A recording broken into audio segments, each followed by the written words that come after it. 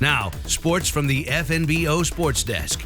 FNBO, the great big small bank.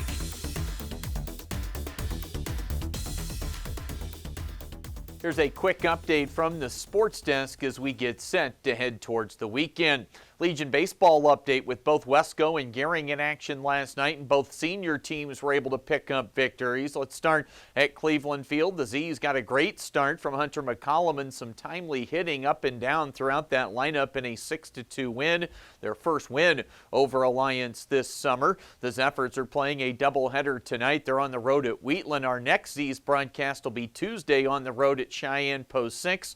And despite a loss to Alliance last night not pictured here, the Express Juniors already with 30 wins on the season. They'll be the 1 seed at their area tournament next weekend in Lexington. For Gering last night, it was tight most of the way against Bridgeport, but then a 5-run 5th inning broke it open for Platte Valley Companies. Dalton Weiss followed up a 2-homer game against Gordon earlier in the week with a couple of more hits and 3 RBI in the victory. We'll have a Gering home doubleheader tomorrow against Casper with Jeff Kelly on KMOR getting underway at 2:45. The Pioneers are the first half champs in the Nebraska Land Division for the Independence League. So they've got a playoff spot locked up right now in the second half. The record at 3-3, and that after a loss last night at Gym City and Laramie. An off day today, then it's off to Caldwell, Idaho for a 5-game series starting tomorrow night against Canyon County. Earlier this week, Pio skipper Antonio Garcia announced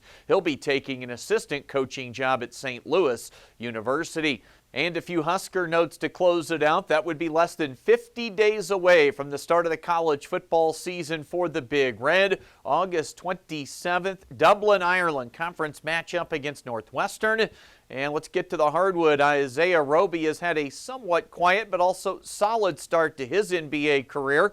After averaging double-digit points last year for Oklahoma City, Roby is now signed with San Antonio. That is the latest today from right here at the FNBO Sports Desk. I'm Chris Cottrell.